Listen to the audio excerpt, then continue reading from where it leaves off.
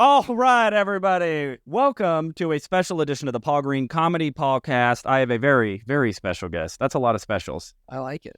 This is Ezra Stormant, everybody. I feel like this should be a round of applause. There should be some claps there. It feels like the way that's set up. Yeah, I'll add those in post. Seinfeld it up. Seinfeld. Bow, bow, bow, dow. So Ezra is an incredibly funny stand-up comedian here in the Phoenix area who I've worked with multiple times. Great energy, very funny, and so glad to have you on the podcast. Thanks for doing this. Oh, I'm so glad to be here on a special edition of the PaulCast. I love that. It's a special occasion of the special PaulCast special. PaulCast, was that your creation? That's fantastic. Yeah, see what I did is I took the word podcast. I see. And I took pod out and put Paul in. And you're Paul. And I'm Paul. So it's a PaulCast. I thought I was so creative. Perfect. And then I Googled PaulCast and there's like 20 of them. I may be funny and witty, but I'm not original. Oh, yeah, we'll try to make a pun with Ezra. It's not. Yeah, that's not an easy Ezra cast. Yeah, nothing. There's nothing. I don't even have anything that rhymes, really. Ezra. Esmeralda. I guess. Yeah, that didn't work. All right. We'll think about that. So Ezra, I advertise my podcast as a podcast by a dreamer for dreamers, or for dreamers by a dreamer. I consider myself a dreamer. I have big dreams. I go for those dreams as best as I can. Yeah. And I love living in that space of talking about dreams, the struggles, the victories, how it's going. I love that. We're sitting in your dream here. We're sitting in my dream. I'm building it. By the way, you are the first guest that I've had in this room. Yeah. Not my first guest. So that's why there were so many specials in the intro. Yeah. You are actually the third person I've interviewed. First person, though, I interviewed in a hotel room in Colorado. Ooh. It's not nearly as sexy as it sounds. You didn't get all the brick. No brick. And then I interviewed Jim Perry, who you also know, but I interviewed him at his comedy club. So you are the first one in my newly refurbished. Well, it is beautiful. You've really done wonders with the place. Well, when a comic invites you on a podcast, you have no idea what to expect. Usually nudity. I thought it was going to be like in a basement, like in a dungeon. Like, why do I have to take my clothes off for this? I thought podcasts were mostly audio. It's about talking. I know we were doing a Stern thing. I want it to be very vulnerable. I want to get to the naked truth, so I feel metaphorically. Okay, that got weird very fast. But so under the umbrella of dreams, going for dreams, I would love a little bit of your origin story. Let us know who you are, how you got into comedy, what your dreams are. For sure. All of that. Ready, go. I love the dreamer concept in general for the show. But yeah, no, this started as a dream, and I actually started when I was 13 years old up in South Dakota. Yeah, hot spot for comedy. Yeah, everyone, anybody who's anybody. You left South Dakota? You left those opportunities behind and left all those cattle. And I came here. You left all those cattle to do cattle calls. What? Oh, come on. All right, I'll give come on. Give me a pound for that pun. A pound for a pun. A pound for a pun. Yeah. That sounds like another podcast. That's got to be a segment. Yeah, I was going to say a pound for a pun. We're just going back and forth pun-wise. But yeah, no, I had to get out for obvious reasons. But when I was 13, I didn't have much of a choice, so I made it work. And my dad actually owned a youth ministry, and him and I wrote my first, it was probably 5-6 minutes of stand up, and I took that on the road, toured it to a bunch of different churches and youth groups, and and then at the end a pastor would come out and be like, "Hey, Jesus is cool." If you found that funny, how about eternal salvation? How? Yeah, one of my was like, we saved you with laughter. Now we will save you with the Lord. Dude, I'm just coming up with these, man. I should have been your PR department. I'm so weak. You should have called me when I was 13. Yeah. Last time I did that, I got in so much trouble. It's like, Paul, we can't have you hanging around 13-year-old boys. Only people aren't convinced that I'm not 13. You looks like you haven't changed a bit, to be honest. It just got worse. I didn't get any older, just worse. Yeah. But no, so I started 13, a lot of different youth groups, churches. And then I kind of switched to improv and acting mainly was my focus. I did that a lot. Like in college, I went to MCC here. Oh, no way. Did like you have an agent? Were you doing commercials, doing plays? Just theater. Yeah, I Yeah. did like 6 productions over there. I actually won Best Supporting Actor at the Arizonas one year. Not so. Best supporting actor. Not to toot my own, but toot. Well, but you just did. I definitely did. Not to toot my own, but here I go with tooting. Here I go with tooting. So I loved acting, but I always just got frustrated, like being pigeonholed by material. Yeah. It's like you have to interpret someone else's works and stuff. And I found like when I did improv, I could do whatever, say whatever, and as long as the crowd liked me, Right. it was all cool. And Right. so I wanted to get. Except when the crowd didn't like you, then it was It was not cool. not cool at all. Luckily for me, I'm easy to love. You are hard to dislike. That is the thing. I have tried so hard to dislike you. Yeah, well, ask my 6 wife. It's easier than it. Oh, okay. Okay. There are times. No, Well, we'll get to the wife. Let's not jump ahead. All right. So you're at this story. you're at MCC. You're crushing it in acting. You're getting Best Supporting Actor in Arizona. Sony Awards. And then, all right. So how did that circle back into comedy? Well, I was kind of done with acting. I loved the responses I was getting from improv, but I didn't know where else to take it. I kind of felt like my journey with improv at that time was over. I just didn't know how to make money off of it, how to like make it big. It was, By the way, neither does any other improviser. You're right. Like I didn't know how to scale. Corporate gigs. I could not for the life of me picture how to scale. And Right. corporate gigs is that's exactly right. Like Yeah. it's that or you're Colin Mockery or that's it. Right. Yeah. Or Those SNL, two I options. guess. Yeah. Yeah. There's not a whole lot. And I know there's roads for improvisers and stuff, but I just can see where my journey would continue with that here. Right. And so I kind of just like grew some balls one night and was like, I'm going to do some, can I use language on this thing? Probably not swear words, but I Okay. think we can get away with balls. Balls is okay. Okay. I grew some courage.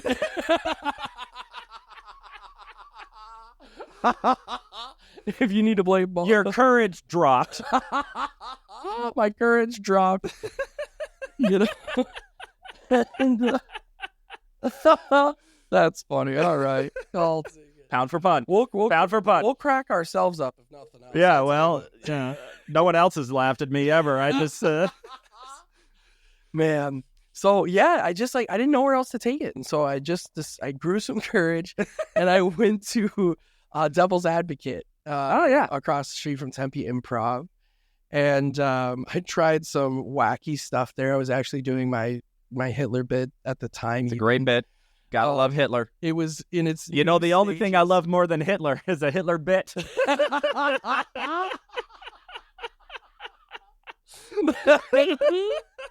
It's one of my favorites. Dude, probably speaking of Hitler bits, second favorite to your Hitler bit, of course, is Bill Burr's bit about Hitler when he talks about the limo ride home from the Olympics, where Jesse Owens just crushed That had to be an awkward car ride. In uns nice day, Jack. That's so good. One of my favorites got to be Norm Macdonald. Have you seen him on the Late Show? Oh, is it when he's like, Germany, they chose for their enemy there, the world. Yes. He's like, everyone's worried about North Korea, and they're worried. I have a terrible Norm Macdonald impression. Okay. Right. Mine was definitely better. Yours was way better. Yeah. Just throwing it out there. Give credit to the PaulCast. But oh shit, what's the Oh, balls. I mean, oh, courage. You're gonna be quick with that bleep button with me, man. Where he's like, everyone's worried about North Korea, they're worried about China. He's like, I'm worried about a different country. I don't know if you guys are history buffs or not. That kills me every time. None of you history buffs, but I don't know if you guys are history buffs or not. But there used to be a world war, and Germany, they chose as their enemy there, the world, and that didn't go too well. And yeah, you thought like, oh, that must have ended in like 12 seconds, and it was like, no, it's pretty close. well, it was actually Dude, if you just want to do Norm Macdonald for the next couple hours, Yeah. I'm down. So sometimes I get material from odd places. Rest in peace, Norm Macdonald. Rest in peace. Amen. Oh, that was So anyway, enough about Hitler and Norm Macdonald. yeah. So you are, let's try to wrap this back. Oh, so devil's advocate. Devil's advocate. You're doing an open mic and you're doing your Hitler bit, which is hilarious, by the way. I hope that's online somewhere. It's not yet, actually. Oh, well, It's not, don't bring actually. your material, baby. That's true. They got to pay to see it. They got to pay to see it. Pay to see it. Come to the valley, baby. Yeah, baby. All the way from South Dakota. That's right. Leave that hotbed of comedy for a hotter bed of comedy. I'm so weak for a hotter bed of comedy. So I was doing Hitler then, and I will say, at Devil's Advocate at the time, not going well. You know, decent, but everyone, it's a tough mic. Everyone kind of knows. It's been around for forever, and it's awesome, and it's a great place to work out some stuff. But, you know, for a first timer, I was at the bottom of every bucket. Sure. Magically. And darn the luck, huh? I know, right? How did that happen? I don't know. How did I start at the bottom? Weird. Every night for 4 weeks. But Is that microphone still falling over on you? just a little bit, but like we're becoming one. It's okay. I feel like your foot is propping it up. I'm doing the best I can. Yeah. Sure. All right, I'll work that out, you know, when I get a real guest. Just so mean. Why would I bring you on here and insult you? Because you know you can. Because I guess I know I can. That's so funny. Yeah, when you get a real guest, make sure it's stiff and I'll straw. Get real brick. And... I'll go put a piece of wood under that or something. All right, so you're at Devil's Advocate. You're having a lukewarm response, which is typical of any open mic. Sure. If you're crushing at an open mic, that's actually a really bad sign. Yeah. That means most audiences are probably going to boo you off the stage. Yeah, it means your material's probably dark. Yeah, a little too dark. Yeah. Yeah, which even for me doing Hitler and stuff, I'm a pretty positive, light guy, you know, and even my Hitler bit, as you know, is pretty. It's about me, and it's pretty positive, even so. I don't go super dark, so I'm not always like loved by every open micer because I'm kind of I'm a positive guy. Yeah, and most open micers don't like comedians who are actually very clearly good at this. You know? There's some jealous. Oh, the resentment of just like, oh man, they actually have a set and they're not just up there talking about. How often do you hear now? I write on stage, and like some people can, and some people it's a decent, but like some people say they write on stage. And just hey, you know what I mean? I will not criticize any process that's working for you. Oh, you were with me a second ago. I will not criticize any process but working. But when they say I write on stage, I have my suspicions. I will say that. And some people, I've really seen it. Some people really do write on stage, and like that is what works for them, and it's how they find their voice. And we all write on stage to some degree. Sure. But we're like, all, riffing a little bit and finding new stuff. You should have at least thought through what you're going to talk about. Right. You know, even if you don't write it down. Yeah. You know, think it through a little. Yeah, well, I think it's misleading to a lot of comics who are newer who think, oh, I'm just going to go on stage. It's going to come to me. I'm going like, I would love that. Yeah. And I even hear people say like, oh, I wish I could be like Dave Chappelle and just go up there and riff. I'm going like, wait a minute. That's what you think he does? You think that's what he's doing? You think Bill Burr's just up there riffing? Yeah, it's like, no. It's like, it's good. It's a compliment to them because they can make it look so natural, you think. And it should come off like you're thinking of it on the spot almost. Like, even though you've done a joke 1,000 times, like I bring that acting thing to it where it's like, it should feel like a new thought, like you're expressing a new thought with these people. Yeah, I had it's new to them. I had a comedy teacher say stand-up comedy is the illusion of spontaneity. Yeah, that's really good. Like I think that's acting. You wanted what I was thinking about right now in this moment? Yeah. I mean, I was thinking about this joke that I wrote 8 years ago and this bit that I have meticulously handcrafted every single word, but I'm just thinking of it right now. I swear, I've never thought about this before.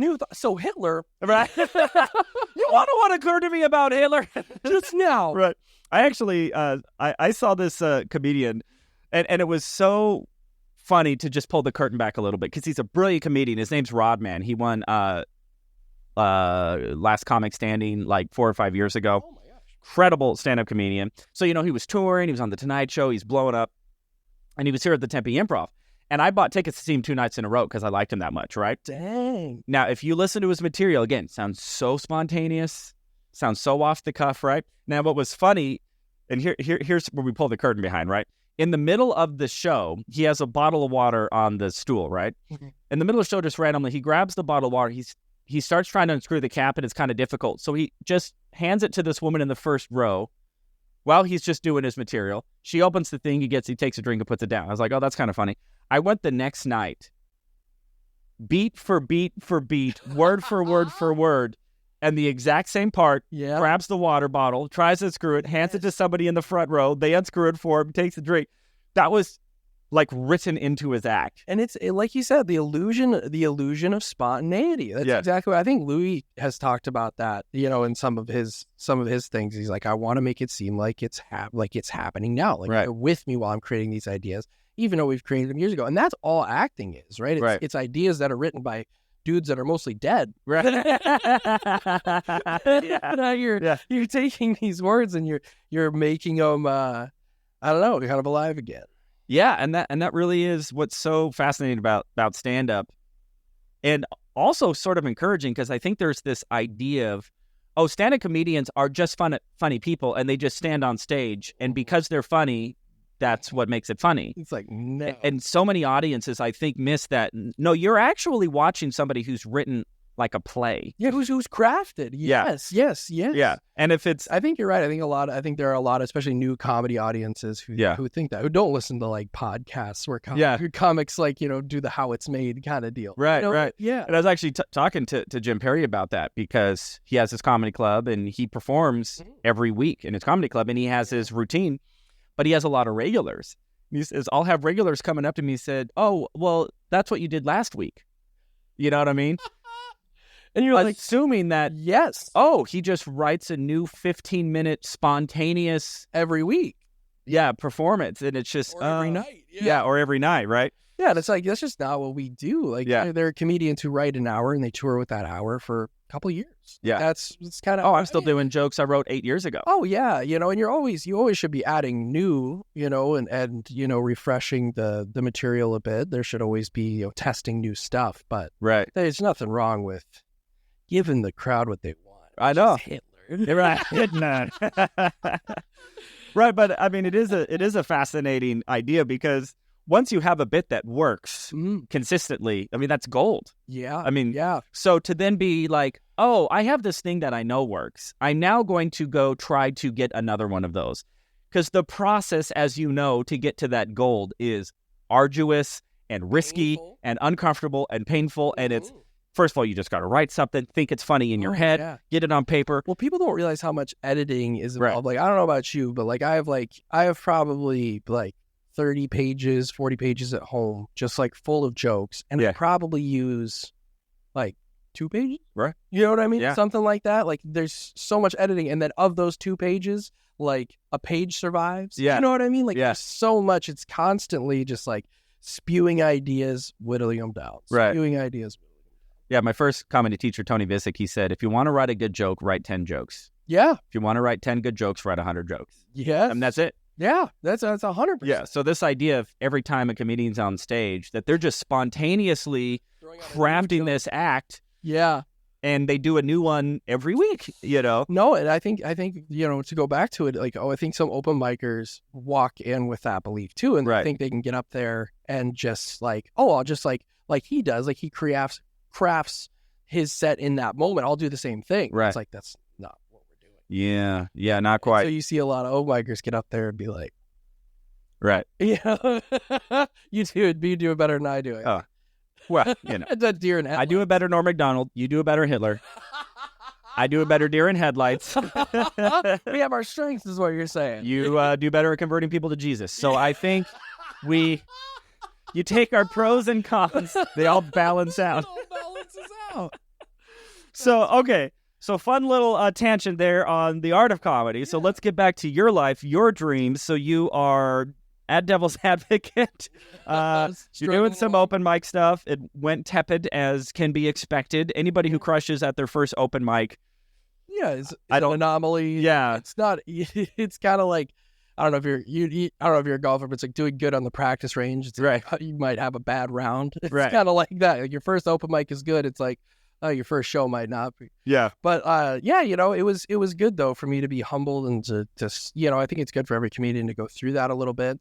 And it wasn't like I was I wouldn't say I bombed necessarily. Like I had people entertained, whatever, but it wasn't like good. You know, it wasn't. We're gonna make this kid a star. Yeah. No one was out there like, who is he? Yeah. Come to my limo, son. Give me his name. You know, it definitely wasn't like that. I want you to sign this contract. I'm gonna make you a star. I get 80%. I get 90% of the royalties. I get 80% of the merchandising. I'm still waiting for that guy. Yeah, well, dude. Hey, if that guy shows up in my life, I will sign that effing contract. Let me tell you. It's like, what is this? Just my soul? Like, like he said, Daddy's gonna make me a star. Yeah.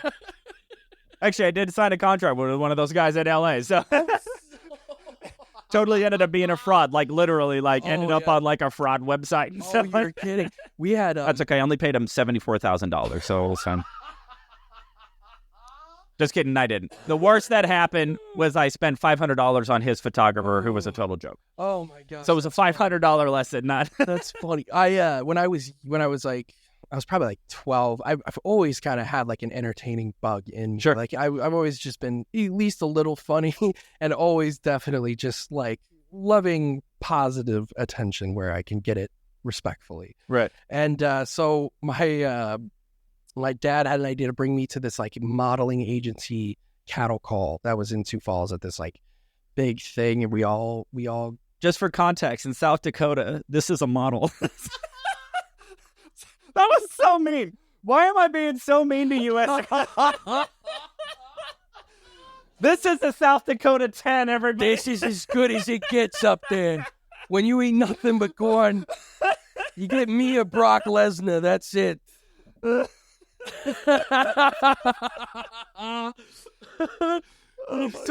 So I went in. So you went to a modeling agency? I did. As a child, nonetheless. As a child, my dad with me, and they had you read one of like 3 of these like monologue commercial things selling bubble gum or who knows what, and you were just selling a non-existent product just to like pitch yourself to the modeling agency.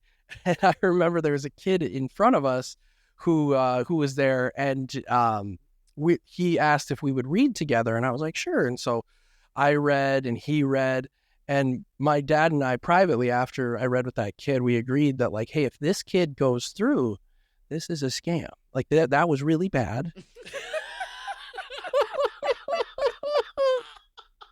He was our parameter. Like if he goes through, there's no way this thing's legit. Yeah. And so I, of course, get past. My dad gets that dad's phone number, and he asks him, and he's like, yeah, I guess we'll see you at the next round. And you just have to pay $1,000, and then you get to participate, get headshots. Yeah. You're going to participate in this play but you don't understand, there's all these Hollywood executives that come and watch you see, and then they're going to pick you up, and you could be the next Hannah Montana. Right.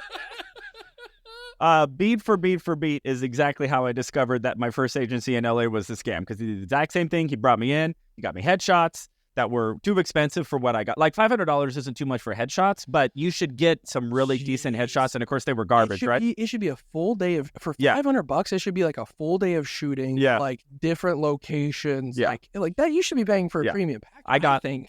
Not that I. And it was literally catacall of photographer, like of actors getting. So I was with the guy for like 20 minutes. In a studio. And it was like, stand here, stand in front of this backdrop, stand in front of this backdrop, hold this chicken.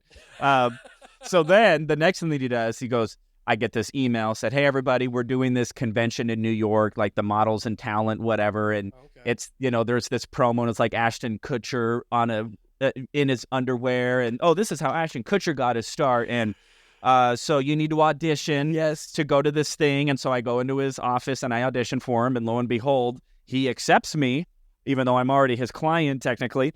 And then the next thing is like, okay, it's like $7,000, for this all expenses. And that's to share a room with like 8 other people is this $7,000.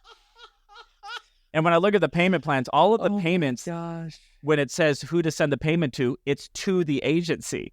It's not to the convention, if there even was a convention. And I'm going, Oh, I totally get how this guy works now. And that's when I bounced. And I'm going, okay, this is out. My dad Googled it too after we heard that kid didn't get through, and he Googled the agency or whatever, and he's like, Ezra, I can't find a single article that's not a scam. Like, it's not people just screaming, do not give these people your money. He's like, we can't do it. We can't do it. But as a kid, you know, being 12, you don't understand that. I was like, they chose me, and you're saying no? Well, anybody moving to Hollywood, right? I mean, because they're just predators of dreams. Speaking of dreams, right? And when you're in, speaking of dreams, and when you're in South Dakota, you're a little kid with a dream, right? And someone dangles that in front of you, right? Like, I would have sold all my toys. I would have, you know what I mean? Yeah. You know, it was just how vigorously I wanted it, but you know, luckily that's what parents are for. They keep you out of those nets you can't see. Yeah. Okay, so you didn't get scammed. So in South Dakota. In South Dakota. So now you're back here. You did Devil's Advocate. We keep getting back. I don't think we've gotten past Devil's Advocate. I'm sorry. Okay, We got on tangents, which I love the tangents, by the way.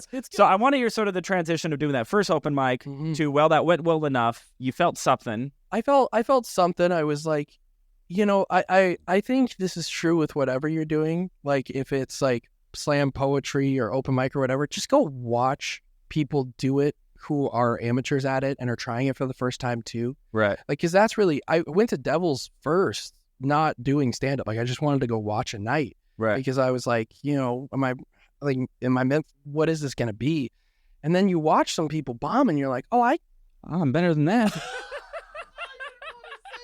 But I think that's everyone's, you know, natural process. Like, I think everyone starts anything by going, I think I can do better than that. Right. You know what I mean? And it was like, you know, so if you're ever interested in starting anything, I think just go to a place where other people are trying it for the first time, and maybe you'll get that little spark of, I think if I work at this, I can definitely do better than that bald guy. I mean, come on, I won't embarrass myself. Yeah. No, you know, but I think that's everyone's kind of start to that. So I was doing Devils. It went okay. And then I had this like random trip back to South Dakota, actually. And they had an open mic there, just like at the side of a pizza place. Yeah. And I was like, all right, like, let's give it a try. I'm in town. I don't even live here anymore. I'm not going to see any of these people. Like, who cares if I bomb? So I really went all in, and I just like committed to the bits that I had started crafting, had Devil's Advocate and stuff. And it went really, really well. Like, it went really well. And I was like, like, this might actually, like, this could be something. And then to bring it back to Jim Perry, I was looking at clubs that were near me. Improv Mania was one that I had known about from my improv background a little bit. And I went to Dave's open mic, and Dave Speck. Yeah, Dave Speck. And Dave liked me, gave me a few pieces of advice that I still really appreciate. And he wanted me to come and do a show like after my first open mic at improv. Not my first open mic ever, but, you know, for my first open mic there. He's like, I want you on. And then I saw JP's, and it opened, I mean, like right at the start. This is 2020. Right. So right at the start of pandemia. But I think it was, I can't remember if I did my first open mic there and we were in masks, or if it was right after pandemic, but it was somewhere around that time. And it was a tough time for the club, or tough time for clubs in general across, you know, the states or whatever. Tough time to start your comedy journey. Right. But I was committed, and I went out masked up and stuff, and just like kept my distance, but still did the thing. And Jim saw me too, and he put me on, and kind of the rest is history. I built my relationship with him there, and then I think I met you at did we meet Improv Mania? We either met there. We might have met there first. I think we met there first, if I'm not mistaken. Yeah. And we definitely worked together at Jim's a bunch. Right. But I think it was. Yeah, and I didn't do a ton of Improv Mania gigs. I know Dave Speck from my improv days. So Dave and I used to be members of the Jesters, which was an improv club and is an improv club. I knew about the Jester. I didn't know that you and him were on there. Yeah. I didn't know that either of you were associated. Yeah. Jesters how I got my start. And I still do Jesters regularly now. So I did Jesters for like 7 years. And Dave and I just crossed paths. So we were in Jesters for maybe about 6 months or so. But then he and his wife, who was also Jester, Colleen, started Improv Mania. And then, so I was Jesters. Dave was doing Improv Mania. Start up. Do you know? Gosh, that was probably 2009, 2010, somewhere around there. That makes sense because I know they've been around. I've only been in the Valley since 2016. So I know they were around before me. Yeah. That's crazy. So I have a long relationship with Dave Speck. And so I have my first, because when I started doing open mics, my goal was just to get money. Like I didn't care. I wasn't trying to pay rent or whatever. I just anything. Someone get that money. Give that money. I want to write a joke and then someone be like, hey, that's worth this, something. And Dave Speck was like, hey, man, I know it's not much, but like, I just want to thank you for coming out and doing this show. And he threw me $5. It was just for like, hey, a little gas money by the way. Or this is back when $5 could take you a little distance. Yeah. And that meant a lot to me. I still have it in a frame in my house. Your first $5. My first $5 from Dave Speck. No way. Dave Speck, yeah. Your first money as a comedian. Yeah, because it meant a lot to me. That was my whole goal. I was like, maybe someone would give me a free beer or soda. I don't know. Right. Wait. No. Yeah. I think we can mention beer without we're okay. Without YouTube shutting us down. I'm so weak. Yeah, you can't demonetize me, YouTube. I'm not monetized. So can't shut me down. I'm already shut down. I gotta make money before you can take it. I don't know why I got very aggressive there. So that's very cool. And so talk to me about where you're at now. I'll tell you this. So I first got into dreaming. I got this job at a company called Infusionsoft, and they actually had a full-time dream manager at the company. You're kidding. Just like this full-time life coach, one of the coolest dudes and very influential in my life. I'm still in touch with him to this day. And so he had this process to really get human beings to sort of open up and actually talk about what they want. Because I think the biggest thing about having a dream is even just talking about it. Because I think people are so afraid of, well, what if it doesn't happen? Or what if everybody's going to tell me why it won't happen? And the benefit to never vocalizing your dream is that you never set up the parameters for failure. Exactly. Yeah. Exactly. So I started meeting with him, and he's just a master at getting people to open up. And he sat me down. And he just said, how did he word it? Something like, if you knew you would not fail, what would your dream be if you knew you wouldn't fail at it? And for the first time in my life, I said out loud, I want to have a recurring role on a sitcom. And I'd never said that out loud, but it's been a dream of mine since I was a kid. I used to love watching like SNL, like all that stuff. It's like, I want to be on TV in a funny character, right? I had a very similar dream. Yeah. And so that just set me on this journey. And then a year later I'm moving to LA and all of that stuff. So I would like to ask that to you. Move from LA or to LA from where?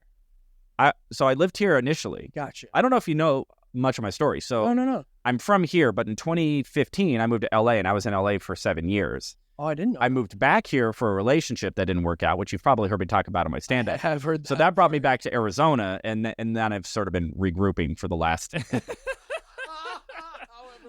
year and a half. And I've thought about moving back to LA. I haven't felt an inclination to move back to LA, at least not now. If it happens, I'm open to that. But you have some really good things going for you here in the Valley, to be honest. Yeah, and it really is the, big fish, little pond. Yeah. It's like... I think I heard it from Kevin Spacey, who you shouldn't be taking a whole lot of advice from, but... We'll compartmentalize. We're going to compartmentalize. Art from artists, right? Yeah. But I took an acting class from him, and he made a really good point of like, before, he's like, there's 1 million people moving to LA, there's 1 million people moving to New York, but there's theaters in North Carolina that are just begging for talent. Right. There's theaters all in these, like, not small, but not big arenas. Medium markets, yeah. These medium markets, yeah, it's a great way to put it. Medium markets, where it's like if you go and you earn your stripes in those medium markets, you earn some references, you build your armor, is the way he put it. Then you can go to LA and, you're carrying not just experience with you, but you're carrying confidence. Right. And I think that one part of Spacey's beliefs I really held on to. And that part only. That part only. Oh, he had a master class on, that. Yeah, I'm sure they've taken it down by now. But yeah, I still own it. So you want access. And man, was he had some really, he was really, really talented. Yeah, unfortunately had the dark side. But yeah, Spacey aside. Yeah, I had a buddy, he worded it like, perfect the hustle in a media market. Yeah. Because in LA, the hustle's even going to be insane. And you're going to have those guys who are coming in with all these stripes from media markets where while you're just like scraping with another million dudes to get on the low-level circuits that are crazy competitive. Right. You know what I mean? Yeah. Where the low-level circuits, everything's competitive, but it's not, you can get time. Yeah. You can get time. You can be decent and get some time in the ballot, Yeah, and that's just what I'm learning, that since I come back here, I've sort of regrouped. I mean, the connections that I have here, the opportunities, they're so much more fulfilling. People actually sort of care about you. You know what I mean? Like you create relationships that are meaningful. Where in LA, I mean, it really is so cutthroat of just how quick just you do the wrong thing, you say the wrong thing, because they just don't need you. Wow. And it's just the reality. I mean, it can be harsh, but it's a comedy club. There's no comedy club in LA that needs Paul Green. Because they have 1,000 of me. They have 10,000 of me, right? And 10,000 better than me, and 10,000 better than that. You know what I mean? I don't know. There's only one Paul Green. Heck yeah. There's only one PaulCast, except for the other 20 PaulCasts. This is the true PaulCast. You don't listen to those other This is the one and only PaulCast. You got to get... Did I just become a Kennedy? This is the one. You're quoting Highlander as Kennedy. That can be only one. So Ezra, let me ask you this question. Yeah. I'll put you on the spot a little bit. If you knew you could not fail, what would your dream be moving forward as a comedian? If I knew I couldn't fail, I would want to do more stuff like this because I think this is just fun. I love podcasts and just like sitting and talking to comics about the process and their journey. Like I think what you have here is really cool. I would be my own producer for a lot of comedy sketches. I would hire my friends and create things that I think could be pretty cool. And then I would go on, I would continue down the stand-up journey. And maybe if I felt like some improv, I'd even do that. Yeah. I just like wherever I can get on stage and entertain. I just love, there's no better feeling to me than knowing like, hey, these people that are out there, I made their day a little better. Yeah. Like, even if it's this much, sometimes you can even make their day better by bombing. Yeah. You give them something to talk about on the ride home, but you put yourself out there, you were vulnerable and you gave these people something to walk away from. And if I could do that on, I never need to be in the limousines and famous or whatever. I just want to know that I'm making people's day better and maybe I can pay the rent because of it. Yeah. That would be the dream. That's the dream, man. Yeah, I love it. And I talk about this a lot because I feel like dreaming is almost like this pressure. You know what I mean? Like, no, everybody has to want to be Taylor Swift. Or your life has no meaning, So true. It's like, if your dream's not $1 billion, what do you do? Yeah, $1 billion. You're not dreaming big enough. Your dream's not generational wealth and yachts? Yeah. It's like, no, man. Yeah. No, like, I just want to be a decent entertainer, make a good life for my family, like have kids. Like, that's it. Yeah. That's it. I want to be a family man who just happens to make his living by making people laugh, make people happy. I love that. And you are a family man. We didn't even talk about that. Oh, yeah, I am. So you are recently married. I'm saying it like it just came to me. Like, yeah, I am a family man. It was spontaneous. I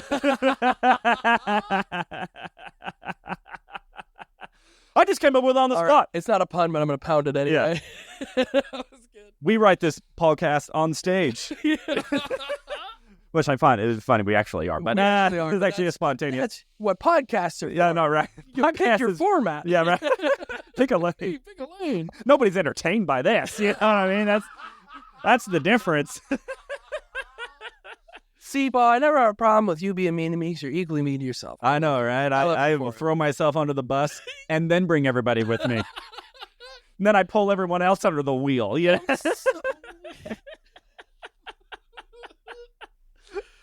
Oh my gosh. But anyway. I interrupted you. I'm sorry. Yeah, so tell me about this relationship, how that happened, how that's tied into your dreams, your goals, how it's going. But I hope it's going well, by the way. I don't. This conversation could get weird. She did drop you off in a Tesla, so I'm hoping that means that something's going well. Where's she at, by the way? Is she just waiting for a text? I think she is waiting for a text, but I think she's hanging with her family at the Okay. at this moment. Family's close by, huh? Yeah, not too far from here, so she went to say hi.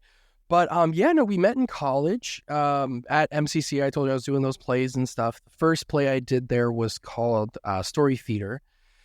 And it was a children's play, and so we brought in a bunch of kids to MCC, but we also toured across like a bunch of elementary schools just here in the Valley. We actually set the MCC record for longest running show. It went forever. We toured to like 26 schools. No way. It was really fun. I didn't realize MCC extrapolated beyond their, in the theater shows. I know. It was kind of crazy. I got really lucky with MCC. It was a diamond in the rough because just ASU. I was a homeschooler in South Dakota, and so the transition from homeschooling to college can be difficult because different. Like, what's this evolution they're talking about?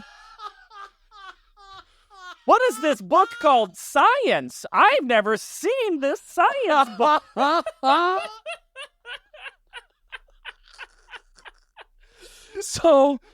So those of you watching this or listening don't know that we just had some major technical difficulties and everything shut down and broke. It's because they don't want they're trying to shut us down, man. We're speaking the truth, and truth to power, man. All right, it's a government conspiracy, and I don't care what anybody says. The nanobots. That's a good burr. Was that Bill? Oh no, I wasn't doing Bill Burr. That was that. Yeah, that got. Oh, my Bill Burr is like, and I was sitting there, and I'm sitting there going, I can't. Cuss. That was good. Okay, but what you were doing before was almost more Bill Burr. The nanobots. That's what I was doing. The nanobots. Okay, they're in our food, man. That's what I was going for. That's like Bill Burr's impression of a hippie. Yeah, that's yeah. That's probably true. That's what I'm thinking. Most of what I do is a derivative of another comedian who's funnier than me. Half of my act now is about how I'm a chubby kid from South Dakota, so I... Anyway, keep telling me your life story. This is great stuff. We're recording this, right? Okay. You'll never see this on the internet. Hitler material. Okay, that's funny. What other type of jokes? And how does that go exactly? Is that... No, but where do you pause? And now I'm working on moving in on your wife. So tell me, what is she into? Yeah, I see. Get all my stuff. I see. He wants a Tesla too. This is like a movie where I'm like that creeper who wants to take over the person's life. Like the Talented Mr. Ripley or whatever that movie was. Never seen it, but you want to become me essentially. I want to become Ezra. It's not a bad life, I'll tell you what. I'll tell you what. You're married and you've showed up in a Tesla. You've got a wife waiting for you. You're crushing comedy. You're getting invited to one of the most exclusive of all the PaulCasts. That's true. Yes. It's the most special. The other podcasts, they'll let anybody on. No filter. Not everybody. They're desperate. Yeah. Me, I'm selective. Mm-hmm. I do. It was a whole screening process. Yeah. I had to survive. Yeah, which also involved the cameras overheating. So, it was... They can't handle a hot water, man. I'm telling you. It's too hot. Too hot in the kitchen. I'm so weak. Okay, so... All right, so you end up at MCC. Yes. From homeschooling. So you're in the MCC theater department. I was talking a little bit, too, about the transition from homeschooling to college. It's hard. To science books. It's hard because we don't learn anything. No, it's hard because different states have different parameters for letting homeschoolers into their institutions, like different colleges. It varies per state and it varies per college. And I found out that Arizona, like at the universities, like their what you had to provide as a homeschooler, so you had to provide like, I think it was like, I'm gonna make up numbers here because I'm a comedian, not an accountant, but it was something like you had to have like 600 hours of like documented lab time or something like that, where you had to like write out your hypothesis for how the experiment was going to go, write out the results and everything like that. And I wasn't about to go fake 600 hours of lab time, so I went to MCC for theater. And when I found out, I got really lucky there because they constantly work, and I was under the tutelage of the guy who runs the ASU department over there. He did many plays that I was able to participate in, and like the Cara Thompson, she runs the design over there. She has an Emmy Like they're a really like I learned under Kevin Dressler, who founded the Southwest Shakespeare Company. Oh, no way. Like they were a really like reputable institution for being a community college. Because if we're being honest, you think community college and you don't think, oh, they nail the arts. You know, I think MCC is one of the largest in the country, though. I think They're huge. I think they are the Yeah, maybe. largest. Yeah. Yeah. I'm gonna say it confidently. I don't think you have a fact checker here. They're the largest in the country. Oh, come on. No, You were homeschooled. We're not concerned about facts. All right? yeah. Why am I ripping on that so hard? Logic would, all homeschoolers are gonna come after you. I know, right? All 12 of us. Yeah. Just curse me to hell. I'll. So we don't curse. Oh, okay. But I disagree. I heard you curse on this podcast. Oh, shoot. And you said balls. I did say balls. Sorry, You- homeschoolers. yeah. I've let you down. Eventually, we're gonna get to your wife. Okay, yes. So I ended up going with MCC because ASU just like it Right, just right. wasn't going to work with my credentials Sure. at the time. And so I ended up working over at MCC. I got involved really quickly with the theater department, and I did this show called Story Theater, like the kid show I was telling you about. We toured all over the Valley, and my wife was cast in that play too. So we had to paint ourselves as clowns every morning because that was part of it. I was really bad at the makeup, like horribly. My dad was very happy to hear that I was not good at that. But he was like, if I ever wanted my son, I don't want no pansy boy. he's like, you can do the theater, but Yeah, we don't want. You start wearing makeup, Dad. Everybody wears makeup. What? well, at least tell me you're not good at it. Okay, can I do a side tangent real quick? Oh yes, please do. Just my dad. My dad has been like I told you, he helped me write my first stand-up. Yeah. He's been like one of the most supportive guys on this journey. My mom too. Like my whole family. You know, I'll never get to an acceptance speech and I get to go like, I showed them like Right. everyone believed in me. It's annoying. Ah, It's gross. I made it when I had every opportunity available to me. Ah. I only had everything going for me. But my dad was always very supportive of what I was doing. But there was a time in my life where I was 13. I was doing chess club. I was involved with Lego robotics. And I was in band. And I grew up in a very small town, very like sports heavy. But my dad was like, as long as you're doing extracurriculars, I'm just happy. You're gonna with end up a sports." 40-year-old virgin if you just stay right. He's like, you keep That's doing the that. path. You keep doing it. Chess club, Yes. robotics, Mhm. And band. Man, I had braces at the time. Like it braces and acne. I hadn't grown tall. I was short. My poor father was just barely hanging in there. And I remember he was just eating some soup or something. And I had just come home from my first day of band practice because, like, why not throw that in the mix? Sure. And I came home and I told my dad, I was like, Dad, I think I'm going to play the flute.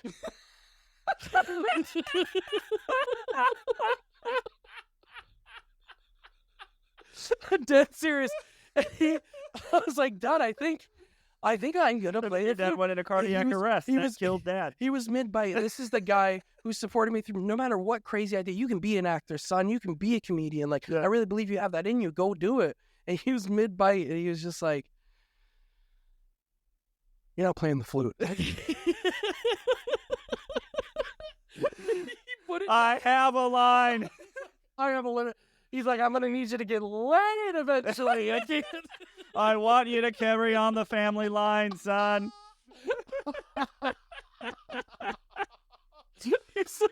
He's like, chess, fine. Lego robotics, fine. He's like, the flute, you're killing me. He's like, you can't play anything else. I was like, well, I guess I could play trombone. He's like, that's even better. Yeah, Somehow yeah. we got to such a low. At least it has a bone in it. Yeah.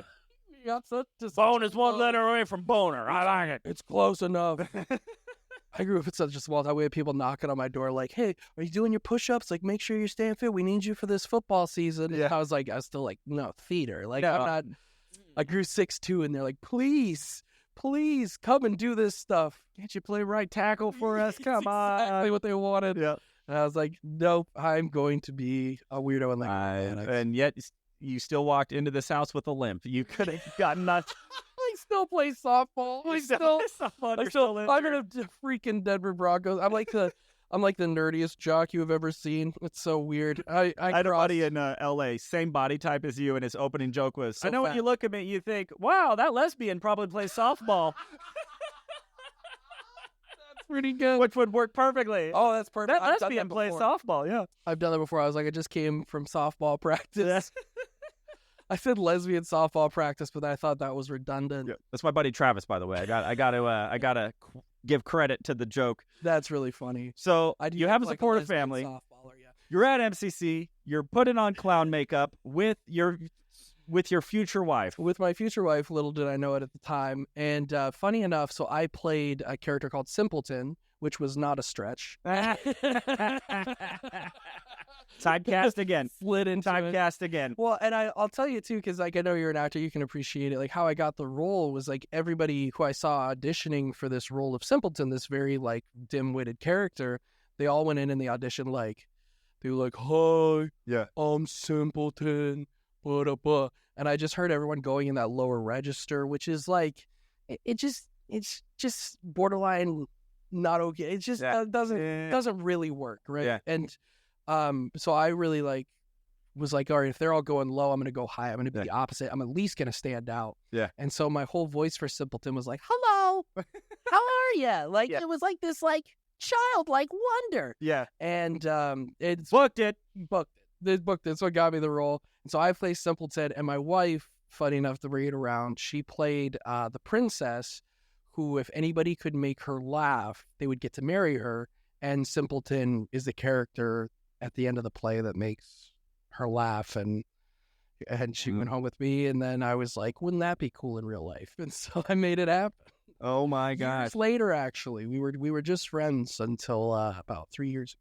Yeah. What caused the shift there for her to break out of the friend zone with you? It was more me. My shot, you know? Yeah, she was in your friend zone. Sorry, lady, I can't be tied down. I got too many bitches right now. Like, all these improv groups and flutes I need playing.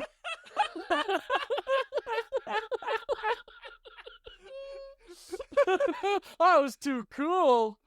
A scene that needs improvised and a flute that needs flute. I ain't got time for no lady. I got time for no women.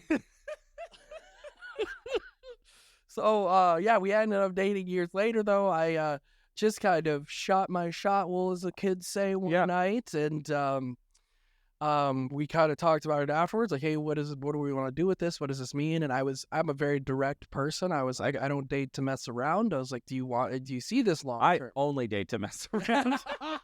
I find most comedians have that philosophy. I'm the weirdo. That's so cool though, that because you had mentioned that being a family man, it seemed like that was in your goal from the get-go. Yeah. And like we talked about earlier, like if you don't verbalize your dreams, it's like you can't make your dreams a reality if you're not even willing to say what you want. Yeah. You'll never get what you want if you can't even like say it to the world or to your potential future partner. Right. You know, and I wasn't like a weirdo who was like, we got to get married right now. Like, like this is a marriage. What are we doing? But I was just kind of like, hey, if we don't have a long-term view on this thing, like is your goal family, then why even start the dance? Yeah.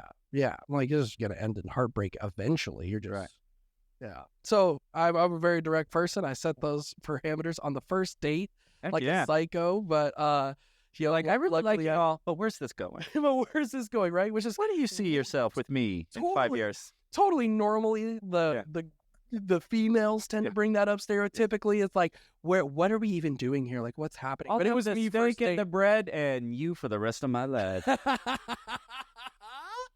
We were, in my parents' backyard, and I just grilled her. I was like, what do you believe? And yeah.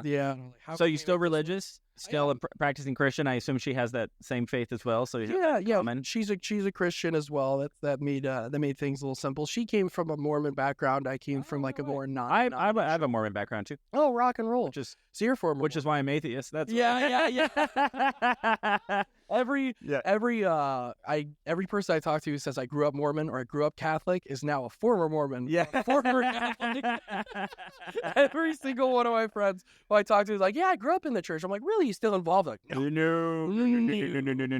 Wised up to those tricks. I told her, I was like, you believe in Mormonism, like I believe in Christianity. I'm like, we believe in the same stuff. I just don't believe in the fan fiction that was written. Yeah. years later, and the Jews say the same thing about my stuff. So it all goes around. Just so you know, whatever religion you believe in is the right one. Thank you. Whatever religion you believe in is the absolute right one. You're right, and I am wrong because I do not want it. No, and I want to make it clear too. I don't set on my comedy journey to even. I'm not trying to convert anybody. Yeah. I just that's what brings me my happiness in life, and it is a part of me. But it's not like, I don't know. I'm not in the green room trying to shove it down every comic's throat or anything like that. It's just how I live my life. Yeah, I didn't even know you were a Christian. Matter of fact, I'm shocked that you are based off of some of the jokes I tell. You've actually totally changed my impression of what Christianity must mean. Oh, yeah. Well, let's have a conversation. Yeah, right. Start a new podcast. So that is amazing. So, man, this has been incredible. Thank you so much for coming and being the first one in the podcast room, for sharing your journey. Congratulations on everything. I would, if you could, I kind of did this with Jim, as you saw. So if you could have your Oprah moment, your words of advice, some sort of tidbit of wisdom to everybody out there, whatever your dream is. And I talked about there is no such thing as a small dream, being able to raise a family and perform or whatever. Not everybody can be Taylor Swift or Jerry Seinfeld. If that is your dream, also, I say declare it and go for it. Yeah. By the same time, but absolutely no pressure if that isn't your dream. No. If it's more, humble or whatever. So, just like humble or whatever. I don't even like using that word because that's almost a diminishment of it. Yeah, but I know what you mean. It's kind of a humble dream, because like I said, all I wanted to do was pay rents and get by, and don't get me wrong, there's a part of me too that's like, oh, I would love to scale and, make 1 million people's day better as opposed to 60 in a club, but I'm look, 60 people show up, I'm happy, it's 12 people and I can make them laugh, I'm happy. Yeah. So if you had a word of wisdom, a tidbit of knowledge as a dreamer, as a performer that you could share with our online audience. Be careful where you get your words of wisdom. Don't get it from guys like me. Yeah. That's my word. Word of wisdom number 1, don't listen to my words of wisdom. Let's start there. I don't know. I think if you asked me this question, I would change day to day, but kind of where I'm at right now, I think know who you're around, know their strong suits, and know what they give you advice on. Like, if your fat friend is telling you how to eat, like maybe don't take that advice. But if your successful friends telling you how to get your life in order, maybe listen up. So it's like know your people around, know what they're good at, know their strengths and weaknesses, and take the advice as it comes. But don't follow it all. And the world's colorblind, and love one another. No, I think that's really important. I talk a lot about how often people try to tell me what to do, and I used to care a lot. And that's the thing. If you don't take it personal, it's actually really useful. I heard someone say too, like if someone gives you advice about like your set, they're almost never right about what your solution should be. Right. But they're often right that there's a problem. Yeah. You know what I mean? And I think that's a really good piece of advice. It's like, don't take from an audience member. Don't let them rebuild your set. They don't know what they're talking about. Right. But they might know like, hey, I didn't get that. Or I didn't laugh. Or, I didn't laugh. They know if they're laughing or not. That's for sure. Exactly. They know how it affected them. And that you should listen to. But like, don't let people build your sets. Can I ask you a question? Yeah. Do you ever have people go like, oh, you could write 10 minutes about me? Right. Oh, yeah. Oh, I get that all the time. Hey, usually it's like, hey, don't put this in your act. It's like, trust me, it's not going to happen. The only thing that is going in my act is people telling me not to put them in my act. Because my mother, for example, she keeps, so I do the Hitler bit, right? It's kind of like one of the things I'm known for, whatever.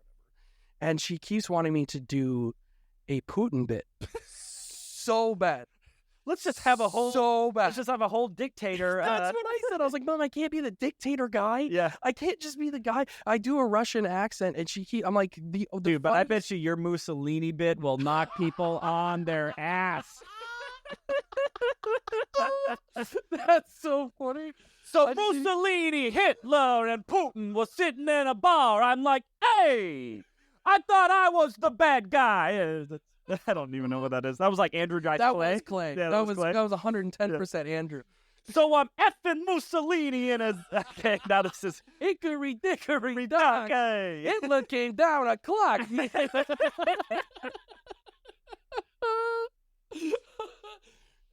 So your grandmother is telling you to do more dictator bits? Yeah. My mom. Oh, your mom. My mom. She keeps telling me to do a Putin bit. And I'm like, I just can't be. Just because I can do a Russian accent, it doesn't mean that this is. And like every time I crack a joke at dinner now, I don't know if you get the same thing. I'll crack a joke at dinner and they'll be like, "No, you better use that. You better use that. You better. Don't Well, throw that." and it's like what we talked about. Like people have no idea the process to actually get a bit on stage that works. No. And just because, oh, okay, this is my favorite. Oh, okay, use this in your act. So the other day, I'm at Denny's with my friends, okay, and then the waiter, okay, oh, by the way, the waiter, his name was Jake. You need to know that. Okay, so anyway, so then the waiter comes up. Oh, by the way, Jake, he's my uncle's second cousin. You need to know that. Yeah. Okay, and then, all right. Hates dogs. Oh, yeah, and he likes dogs. Okay. Yeah. So then Jake, okay, so we're there at Denny's. Oh, by the way, it's a Thursday. And that's important. Oh, and we all went to school at MCC. Okay, so you need to know that. Okay, so anyway, so then, and then we're at Denny's. Okay, so then Jake, the server, he comes up. Oh, I forgot to tell you, the hostess, and it's just like, And they're like, and you can use that in your act. You're like, use that in your act. Can I? I'm like, yeah, I'm gonna. Can I really? I can. You give me permission, right? You don't claim that? Yeah, I know. Yeah, and It comes from a good place. it comes from a good place. People want to help, and they want to be involved, and they love that you do comedy, and it's for us it's so normal, but it's so weird what we do. It's so weird. It's so weird. I know, and it's weird because it's a thing that everyone does in day-to-day life. Everyone like is funny sometimes. Everybody's like, you can be an accountant and have a really funny day, and you're just like the funniest at the office that day. But it's like, it's so different doing it in a professional setting. It just doesn't translate. Yeah, and comedy is all context, and the hardest thing as a comedian is you have to immediately set the context, the vibe, the characters, like, and then embody it. It's no joke. But wait. Paul, what do we call it? Paul Pound? Pound for puns. Pound for puns. That's right. So, absolutely. So, yeah, and I do talk about, like, really, if it's in your heart, forge your own path, because usually the people who are giving you advice are people who are not doing it. Yeah. They're, it's the whole Brene Brown, don't take advice from people in the peanut gallery. If they're in the cheap seats and you're in the arena and you're on the arena floor and you're getting the crap beat out of you and you're out there and you're doing open mics every single night and failing and getting booed and getting bumped from shows and having bad sets and, and trying to hustle and getting told by club after club after club, oh, we don't, getting ignored. Like, if you're doing that and then somebody who has no idea what is going to come by and tell you what to do. Yeah, never written a joke, is going to criticize, especially if it's critique or criticism. Yeah. That's when I go, hey, no. Now, if another comic comes up to me, if I get approached by a headliner or something, they're like, hey, man, I think the way you describe this doesn't make me work, or if you want to add this, And I've done that to you. I'm just like, oh, I have a tag idea. Yes. Take it or leave it. Because we're in the industry together. Yeah. I have respect for you as a comic. It's kind of like it's a whole thing. It'd be like approaching a CEO and being like, hey, let me look at your portfolio. I have some ideas. Yeah. He'd be like, I really think you should restructure your people team. Yeah. The way you have your managers. Yeah. Like walking up to an accountant, like, I think I could run the books. Yeah. I've done math before. Yeah. Like, no, let me tell you about assets and liabilities. Yeah. No, and I think this just gets disrespected a little bit it as a craft just because of that. Just because everyone does it. Everyone assumes it's, oh, well, I'm the funny guy in my group, or I cracked a joke in the office. And was hilarious. So I can now stand on stage. I got to tell one anecdote about that. Please. Although I'm trying to wrap up, but it's so hard to wrap up with Ezra. I was just, I don't let him. So this was like 4 years ago. It's an open mic, bar mic. It's everything that a bar mic is, right? People with their tons of people. Nobody's paying attention. Yeah. It's loud. It's ruckus. 80% of the people don't even know there's an open mic and aren't paying attention or just talking. But it's a pretty packed night. Yeah. And so I do the open mic. I go up there and I'm kind of doing my thing. And there was a guy in the audience who somehow it became clear that he wanted to try stand-up but was nervous or whatever. So I started encouraging him, like, dude, just sign up. Yeah. Dude, just do it. Just Give do it a it. go. Get up and say whatever you want to say. And he had a buddy next to him. This dude had on backwards or whatever. And I was like, hey, are you his friend? You need to encourage him or whatever. He's like, dude, don't talk to me. You're not funny. And I'm like, oh, an actual like asshole heckler. Like that's, well, I guess I addressed him, but still, you're not funny. You were on stage doing this, or was this afterward? no, this was during my set. Really? This was during my And set. you're like, hey, come on. Because, I'm very interactive with the audience, which is impossible in a bar show. Well, But I was interacting with these people and interacting with these people. I think it's necessary at Right. a bar show because you got to do something to get their attention. to get them again. So crowd work's not a bad. It's hard because Right. a lot of them are jaded and drunk's not a problem, but drunk at bar is a different thing. I think. So that's what I was doing is I was trying to be as interactive as possible with what I've seen, but there's a million things going on. So now I kind of come to this kid. He's like, oh, whatever. And I was just like, oh, I'm not funny. I was like, oh, but you're funny. I was like, I am so, and I apologize. It was like, guys, everybody, I am so sorry. Turns out, according to this guy, and by the way, I was getting laughs, by the way, and there was a couple tables who were paying attention. Like, according to this guy, I'm not funny, and I'm so sorry for taking your time. So I'm going to go ahead and invite him to come up and do stand-up comedy so that he can show us what funny is. And I thought that would shut him down. He got up. He goes, okay. He and got he up. walks up, and I'm like, all right, what's your name? Whatever his name is, like, all right, I'm going to give you a minute. Make him laugh. And he gets up there, head on backwards. He's like, yeah, what an asshole. Am I right? Everybody Dead. hates this guy. Yeah, immediately. Instantly. And I'm just sitting there, and I'm like, just eating it. delighted. So the host of the open mic Yeah. also had a microphone. He's kind of sitting over on the side. So that Do I know this person? I can't remember his name. No worries. And he's a lot more. I'm not an aggressive roaster type guy, but this guy had. Neither of us are. Yeah, necessarily that's not my thing. not our But this vibe. guy is like kind of like a roaster in a good way, funny. I'm saying this like he's very aggressive, No, right? some people have that vibe and Yeah. it works for them. Yeah, like those people can do the roast battle, be like, dude, this mother. I sometimes wish that was my vibe, Yeah. but I'm just like, I've tried to do roast sunshine. battles. I help can't it. do it. Can't do it. Yeah, I mean, Too nice. But nice. anyway, he starts ripping this guy, just like roasting him. You know what I mean? over like the God mic? Or? Yeah, because he had the God mic, and this guy who just took my time for me and has no jokes, has nothing. And then the guy's like, dude, shut up. Let me just do the joke. And then then the host goes, all right, everybody be quiet. We're going to give you one joke. One joke. He goes, okay, fine. Totally freezes. And then the host... Like I said, you got a good deer in headlights. I know, right? And then the host is just like, all right, you're done, dude. You're done. He's like, dude, you didn't even give me a chance. Dude, you didn't even give me a chance. So he sits down. The host brings on the next comic. And then the host, to his credit, I see him go talk to the... Like, he's like, dude, hey, man, I just wanted to try to bury a hatchet, but what you did was not cool. He's like, dude, you didn't even give me it. And he's still defending himself or whatever. And it was so validating of just like, you have the nerve to you know, again, I'm in the effing arena. I put my name on the list, and I stood in front of this bar, a packed bar, and I'm up there trying to tell jokes, and you're going to tell me that I'm not funny, and then have the audacity to come take the mic from me, and then completely have nothing because you realize how hard it is, and you thought you could just go up and insult everybody. That's got to feel pretty validating. Oh, it was so validating. And you know what would have sucked those if you would have grabbed that mic and then killed fire. Yeah. But hey, if that's the case, then by all means. Then I guess. By all means. Yeah, I guess. All right, I guess I wasn't funny as that guy, you know. But that was a pretty safe bet you made. Yeah, that was pretty safe. I just looked at it. I'm like, yeah, there's no way. He's got nothing. I've never seen him at one mic before. Yeah. So, you know, it's a pretty safe bet. You know, if it was like Cat Williams back there, I probably wouldn't. Well, why don't you come and take the mic, Cat Williams? This motherfucker, he's in there trying to be a funny man, but he is not nearly as funny as me. But Kevin Hart does. I'm so weak. Your dice clay a little better than your cat. Oh, you like my dice clay better than Cat?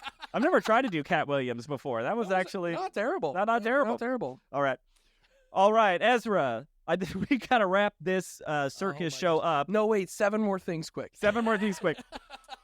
I really want to thank you before we go here for having me on and letting me share my little tales and stuff. And I gotta say, your studio is awesome. And these chairs, I mean, I just been sitting like a king. Like I told you at the beginning of this, I should be giving people orders in this chair. Want to give me an order just to see what it feels like? I'm so weak. I don't know. That's why you'll never be a king, man. I knew it. I give you the power, and you. I froze like the open mic guy. Like the open mic. I could be king. I could be. Oh yeah, yeah. Make an order. Make an order. Make a law. Like, Lord, no, I had something, I swear. Heavy is the head, man. Heavy is the I'm a head. great king at work.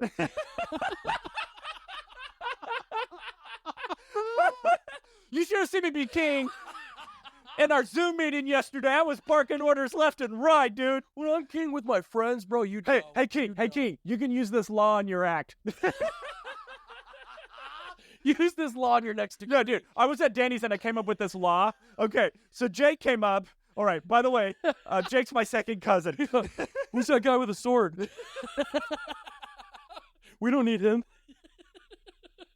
Oh, my gosh. Oh. So thank you again. This is Ezra Stormant. Check him out online. Do you want to plug your social media handles, all that? Yeah, I am Ezra Stormant at everything, and Stormant is torment with an S in front of it.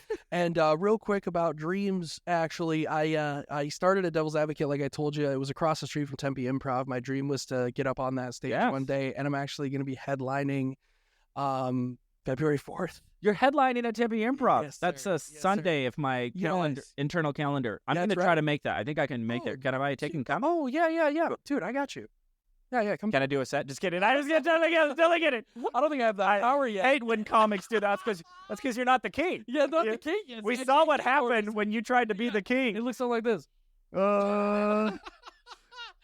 Very cool. I think I'll be able to come check that out. So go check out Ezra Stormant, February 4th at the Tempe Improv. Go check him out online. And thank you all so much for tuning into the Paul Green Comedy PaulCast. And I will talk to you all tomorrow. Follow him. Do it. Why have you not? Thanks for having me on. Well, that was really fun.